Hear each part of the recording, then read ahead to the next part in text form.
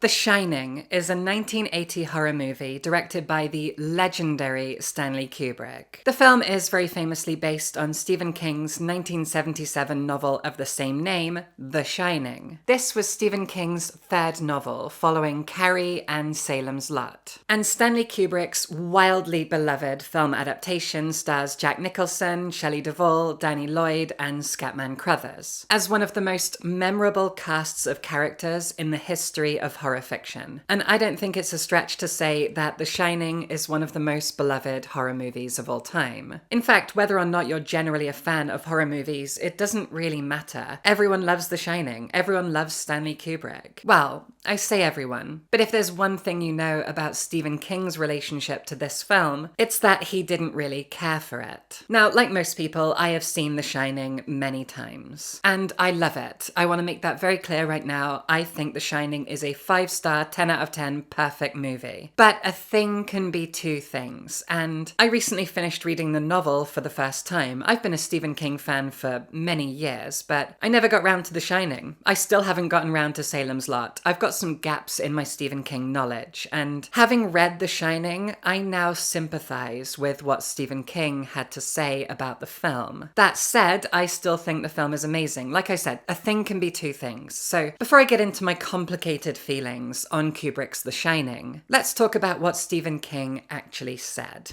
While I was doing my research for this video, I stumbled across a fantastic Mental Floss article from just last year. That article very handily breaks down everything that Stephen King has ever gone on record saying about Kubrick's film adaptation of his beloved novel. Obviously with links to all of the relevant sources as well. So let's start with why Stephen King dislikes The Shining. This article, originally titled When Shivers Came from What You Didn't See, was published in the Christian Science Monitor on August 28, 1980. And in that article, King was quoted as saying, "Kubrick's direction is good, but it's heartless. Technically, the movie is flawless and the acting is great, but it's not very scary." Returning to the Mental Floss article, we get this paragraph. A major flaw in the movie, according to King, was the character of Jack Torrance, who begins the novel as a well-reasoned person, seems to be off his rocker from the very beginning. I wanted to see an early scene where he takes the kid on his lap, gives him a kiss, and says, "I love you, Danny." Instead, the movie begins in a Volkswagen, where Nicholson regales the family with a story about cannibals. Kubrick has a very cold sensibility. Following on from that, we get a quote from a 1986 interview with Stephen King in American Film. And of everything that King has ever said, this paragraph here really resonated with me personally. After reading The Shining and rewatching the film for the maybe 5th time, King was asked about the movie and reiterated another bone of contention, that Kubrick was not versed in horror. "Oh, I would do everything different if I directed it," he said. "There's a lot to like about it, but it's a great big beautiful Cadillac with no motor inside. You can sit in it. You can enjoy the smell of the leather upholstery. The only thing you can't do is drive it anywhere. So I would do everything different. The real problem is that Kubrick set out to make a horror picture with no apparent understanding of the genre." Alongside the likes of Orson Welles and Alfred Hitchcock, Stanley Kubrick is easily one of the most influential and revered filmmakers in cinema's history. And I would personally say that of all the directors working today, the one who most closely resembles what Kubrick was doing is Christopher Nolan. And for the most part, I am no fan of Nolan's films. I generally think they lack a lot of substance, they are style over substance, and whenever I walk out of a Nolan film, I'm often left wondering where the soul of it was. Generally speaking, there never really seems to be one. When it comes to his dedication to the craft and spectacle and everything else, Christopher Nolan is at the top of his game, I won't deny that, but I don't think he's a very good writer. I don't think he gets the best out of his actors, I've said this before, and I often walk away feeling kind of cold, and this is why what Stephen King said about The Shining hit me so hard, because Nolan and Kubrick have a lot in common, and I think they share that element too. A feeling of coldness, a lack of soul. Another beloved Stanley Kubrick film is, of course, 2001: A Space Odyssey. And when Stanley Kubrick was putting all the pieces together for 2001, he reached out to the legendary science fiction author Arthur C. Clarke. Now, there is plenty of background information that we could get into here. For example, the fact that Kubrick originally considered adapting Arthur C. Clarke's novel Childhood's End, but what ended up happening is that they wrote the screenplay for 2001 together. The film was not based on Clarke's book, but rather Clarke worked on both the screenplay and the novel in tandem, with them both coming out the same year. And a weird thing that happened to me is that I didn't see 2001 until just a few years ago. Shortly after I came out of university, I got the urge to want to finally see that film. And so I decided to read Clarke's novel first. After finishing the novel and finding that it had such a profound effect on me, having me fall in love with science fiction literature in general, I then put off seeing the film for another, almost 10 years. And when I finally did get around to seeing the film, of course, I was amazed by everything that everyone loves about 2001. Its wonderful use of music, the incredible set and costume designs, all of the filmmaking talents that went into 2001 are incredible. It is one of the great spectacles when it comes to science fiction cinema. But it does lack a lot of the soul of the novel. However, to push back against myself, and I'm going to do this a lot in this video, I enjoy the ambiguity and the vagueness and the surreal strangeness of 2001 as well. The novel spells out pretty much everything that goes on. Everyone knows the ending of 2001 and the weird space baby and the room with the bed and all of that stuff. It's weird, it's surreal. The book explains it all away very, very simply. And depending on my mood and depending on the talents of the person in charge of the art that I'm consuming, I can go either way when it comes to a vague thing that's open to interpretation or is surreal and dreamlike and Lynchian versus something that is a lot more straightforward and easy to understand and therefore easier to bond with on both an intellectual and an emotional level. These are not the only two ways to make a story, obviously, but they are pretty polarized ones. And I would say that Clarke's novel sits on one side and Kubrick's film sits on the other. And then we turn to The Shining, where the same thing is true again. King's novel makes everything a lot more clear. When Kubrick adapted it, you get the sense that he wanted to leave so many things implied or vague. Take, for example, the photo. At the very end of The Shining, we get a zoom in to a photo of Jack Nicholson, front and center as part of a big 4th of July party at the Overlook Hotel that was taken in 1921. It's the kind of thing that you could speculate over forever, but I really think there's only one clear implication of that, which is after he dies, Jack Torrance was assimilated into the hotel. He is now a part of it, just like all the other ghosts are. He will haunt the next people who come along. The film, therefore, is playing with ghosts and hauntings and time and so on, and I think that's it, right? That's a pretty common interpretation, and I think it's the most obvious one. It's the one that makes sense to me. The novel, however, doesn't have any of this vagueness and strangeness. There's plenty of mystery to it, but the mystery gets explained. For example, in the novel, red rum is a much bigger part much earlier. Danny is haunted by this word, red rum, that because of his shining ability just kind of echoes in his head. It is brought to him by his strange, mysterious, imaginary friend Tony. He sees red rum as part of his daydreams, seizures, nightmares, whatever they are, we don't know. But we also do know, because again, King explains things. And having things explained to you isn't childish. It doesn't mean that you're stupid. What it means is that you want to be able to bond fully with the characters, stories, and themes. And when a filmmaker denies you that, it does feel like you are kept at arm's length. Ooh, think about it, figure it out for yourself, interpret it for yourself. Sure, absolutely. But art is a conversation, and it's good to be able to bond with the artist via their characters and themes. And Kubrick doesn't have any interest in doing that, and I find that frustrating.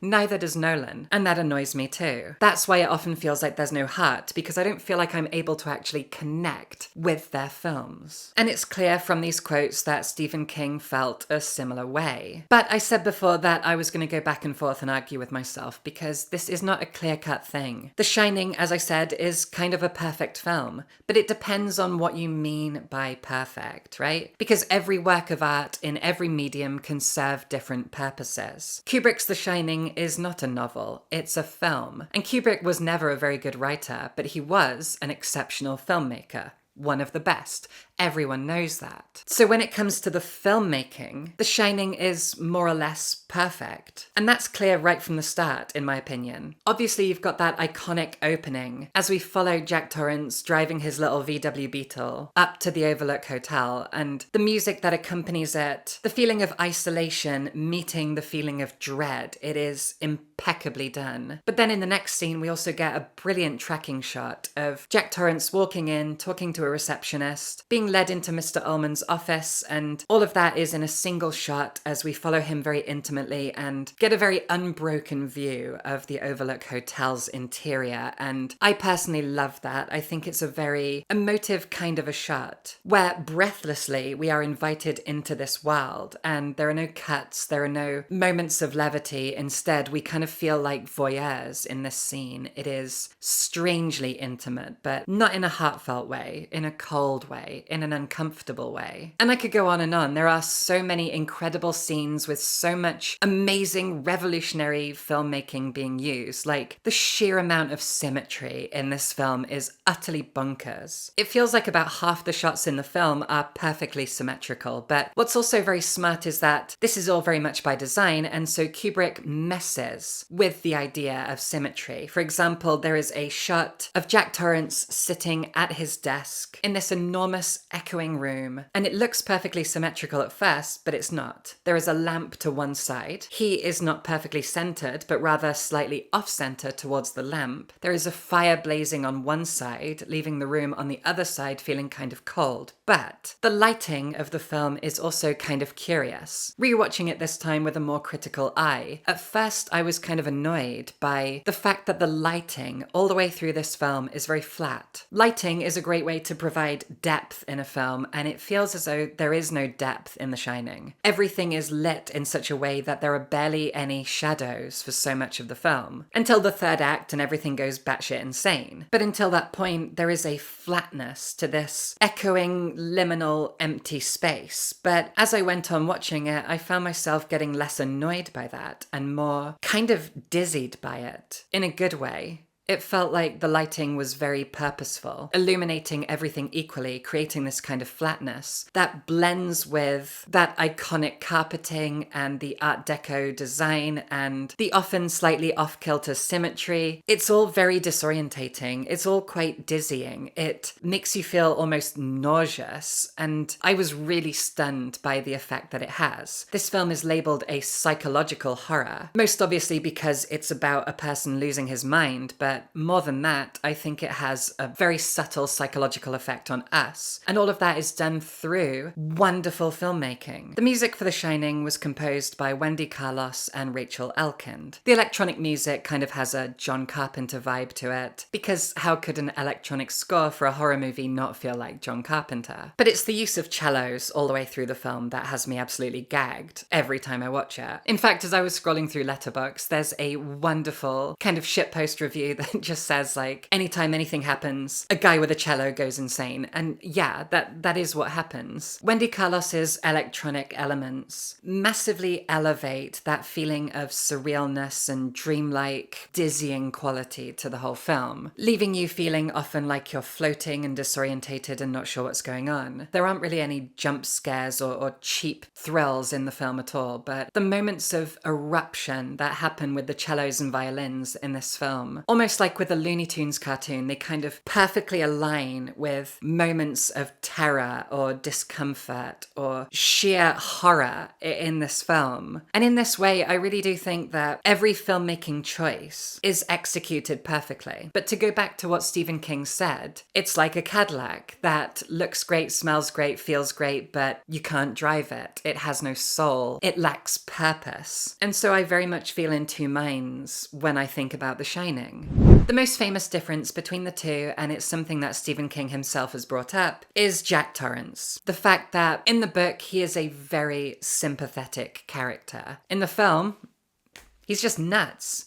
You can tell he's nuts from the beginning. That was very intentional. And so it doesn't really feel like a failing of the film in that way, because it's clearly done on purpose. Like, I could imagine a situation where someone goes up to Kubrick and says, Jack Torrance is kind of crazy from the start. Feels like you kind of miss the point. I can imagine Kubrick replying with something like, he was supposed to be insane from the start. I did that on purpose. Jack is a very weak-minded, weak-willed individual, and the Overlook Hotel preys on that. Now, that's all well and good. That was clearly intentional. Fine. However, I still prefer how it's done in the book, because around halfway through the film, when Jack Torrance goes into the bar and he has this iconic chat with the bartender Lloyd, who may or may not be real, may or may not be a figment of Jack's imagination, may or may not be a ghost. And in the film, Jack reveals at this moment that he once broke Danny's arm. And as he says it, there is this feeling of nastiness, cruelty, insanity, psychopathy to what he says and how he says it. In Stephen King's original novel, he also broke Danny's arm. But it is something that is brought up again and again and again, both by Jack and Wendy. And that's because it torments them. It's the guilt that torments Jack. He regrets breaking his son's arm, obviously. And the way that it happened is that Danny did something bad, and Jack goes to throw him over his knee and spank him, and in doing so, breaks his arm, because the kid's like 3 years old and soft and squishy. And also, very importantly, Jack was an alcoholic. Now, the film heavily implies he was an alcoholic, obviously. It's not subtle, but the alcoholism is such a vital part of who Jack is that being subtle, being hinted at, is kind of missing the point. It's integral to who he is. If you've ever seen or read an interview with an alcoholic who is now sober, they never say they were an alcoholic. They say they are one. Because speaking as someone who is very mentally ill, addiction is a mental health issue that does not go away. It is something we have to manage. And alcoholics manage their addiction by being sober. By the time they arrive at the Overlook, Jack has been sober for, I believe, a year, maybe 11 months, something like that. And he is constantly fighting the urge to drink. The Overlook has no alcohol, and he brings none with him. That's also crucial. And he is struggling the entire time with that. He's always fighting his urges. And when he broke Danny's arm, he was drinking. I don't think he was drunk when he did it, but he was drinking daily during that period. And that's crucial, because now he is saddled with this guilt that is made so much worse by him giving in to this problem that he has. And we also have his other motivation, which is that in the book, Jack Torrance was a teacher at a school in Vermont, but he physically harmed a student, lost his job, and ended up here in this situation. There's a bit more to it than that, but we haven't got time for that. That's the important thing to know. Jack is also a published writer. It's pretty established in the book that he's been published, that he's writing a play, whereas in the film, we never really know what kind of writer he is, whether he's famous or published or amateur or whatever he is. We don't know. The writing part of him is just something for him to do, and an excuse to deliver that admittedly very chilling moment where Wendy sees what he's been writing for the past month. And we get her flipping through dozens of pages of all work and no play makes Jack a dull boy. It's absolutely terrifying, the fact that this has all been typed out and there are all different formats to it. It's been put into poetry and paragraphs, and you can see all the different types of formatting, which makes it even more insane. It's not just lines upon lines of identical text, but there are indented paragraphs and shifts in format from page to page, almost as though Jack believes he is writing something with a format and a flow. And I think that added little element of the fact that every page looks a bit different. There are typos in the words as well as she flicks through. It all adds to the level of insanity. It's not just him typing out, "Ooh, I'm crazy." It's him typing out and almost believing that he's writing something with substance, something with a style and a form to it, but he isn't. That is what's chilling. And I love that moment, I really do. But conversely, the book makes it clear who and what Jack is. He is a published writer. He is a teacher who lost his job. He is a man who struggles with alcoholism. He is a man who hurt his son and is racked with guilt. And then we get to Wendy, and there have been so many discussions about Wendy and Shelley Duvall's portrayal of her, as well as how Shelley Duvall was treated on set by Stanley Kubrick. That's something I could spend ages on, but I do want to crucially say here that I love Shelley Duvall's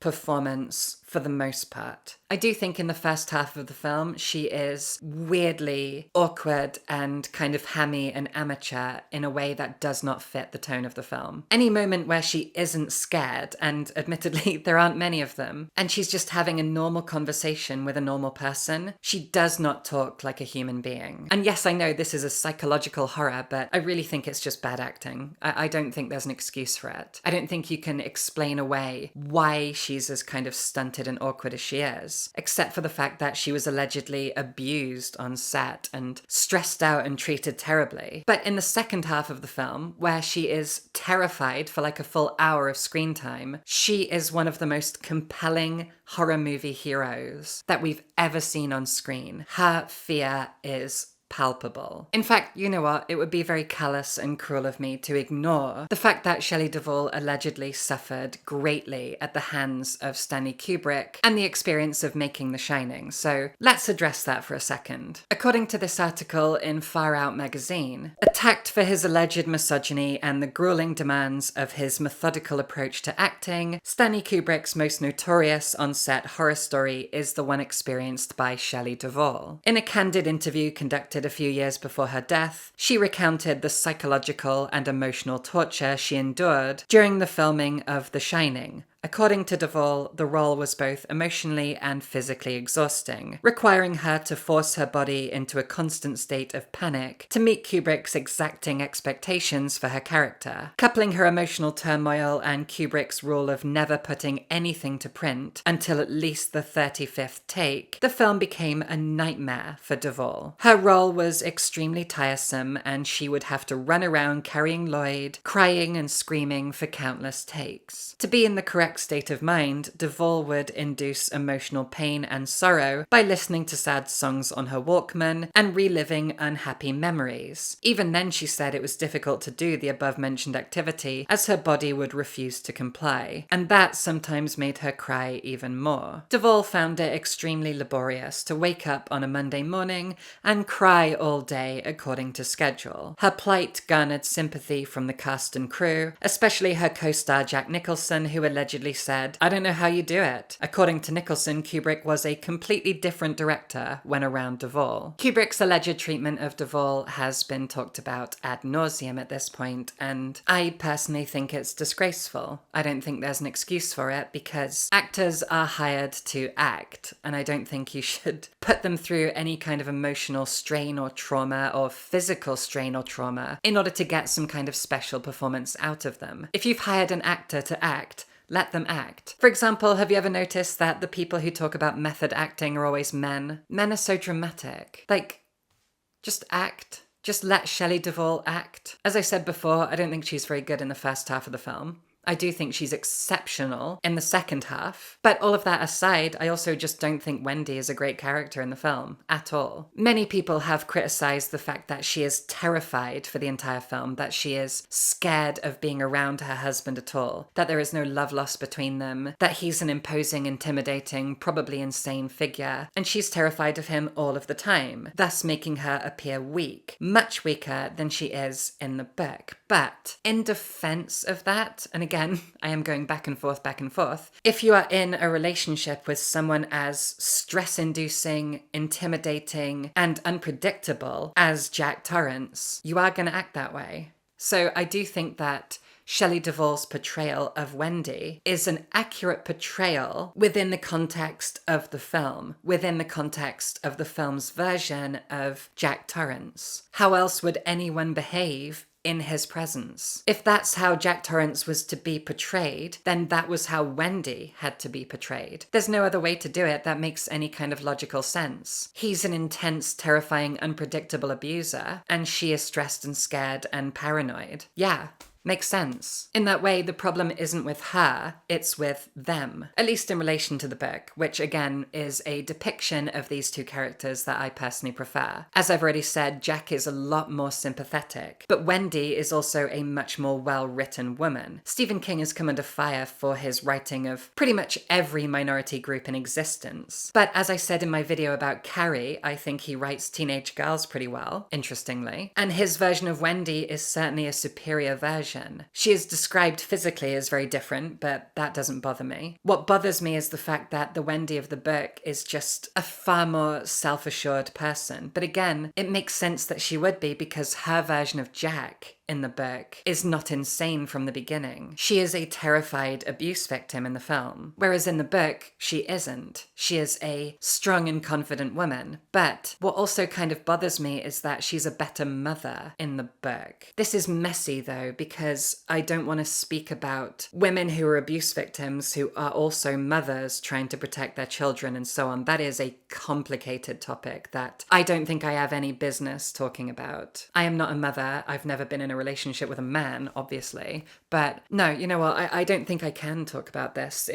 I have no right to. I prefer the book's depiction of these characters, but I also understand why they are that way in the film. The thing is, what Stephen King said is right in my opinion, that the way that the film depicts these characters makes them more two-dimensional. Jack has no arc. Stephen King has said that. But yeah, he's crazy from the start, fine. But it's more interesting if he has an arc, because the way things work is that Danny has the shining ability. And the book basically spells out that the Overlook Hotel is haunted by the horrible things that have happened in it over the past 5 decades or so. There are so many ghosts from so many traumatic and bloody and gnarly incidents. And when Danny enters the hotel, his shining ability kind of brings these ghosts to life, amplifies them. It acts as a kind of ghost lightning rod. And the hotel, as a character in and of itself, a very malevolent character, latches onto Danny and tries to manipulate and control him. And Danny is a very strong-willed kid. It's brought up in the book that he's 5 years old, but he talks and thinks and has the emotional maturity of a kid twice his age at least. And it's great. It makes him a very lovable and compelling and interesting character for a 5-year-old boy. And because of his emotional maturity, which I would give his mother some credit for, because she's brilliant in the book, and she clearly loves him and has taught him well and has passed on a lot of emotional maturity to him. Because of that, the Overlook Hotel overlooks him and goes on to Jack instead,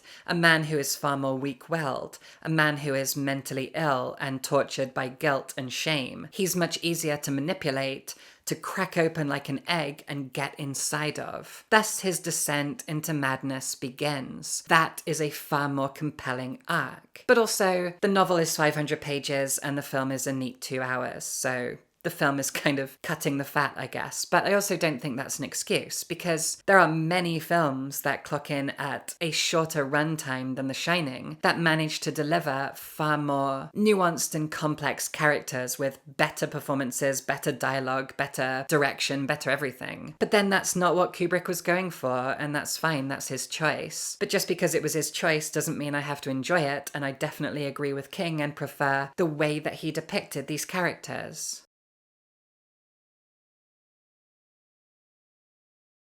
But also, just very quickly, while we're on the subject of Danny, the actor who plays him, Danny Lloyd, is remarkable. Ever since I was a child myself, I have always been particularly impressed by the talents of child actors. For example, I remember when I was pretty young that anytime there was a young girl in any film, she was almost always portrayed by Dakota Fanning. And I have a very distinct memory of seeing Dakota Fanning in an episode of Friends when I was a kid. She's having a chat with Joey. It's one of the last episodes of the whole show. And she specifically says that she's 8 years old. And I remember going, how? How in the world is she such a fantastic, convincing, and genuinely funny talent at 8 years old? Child actors are impressive. However, Hollywood, Disney, and so on, they don't have a good track record when it comes to treating child actors well. That's a whole other topic, which has again been discussed ad nauseum. But Danny Lloyd in The Shining is a genuine talent. He is utterly remarkable all the way through this film. He is mature, he is sensible, he is complex, and I believe every moment that he's on screen.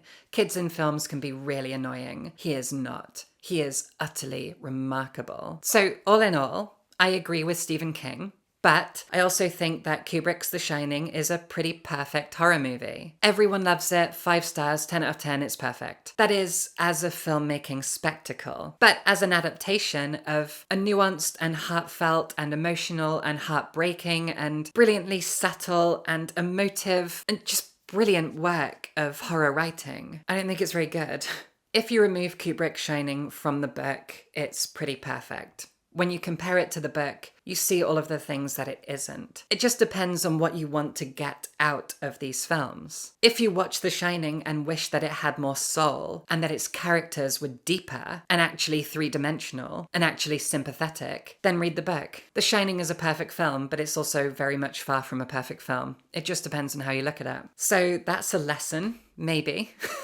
Let me know what you think. Support me on Patreon, buy a copy of my book, there are links in the description, check out my book channel, and subscribe for films.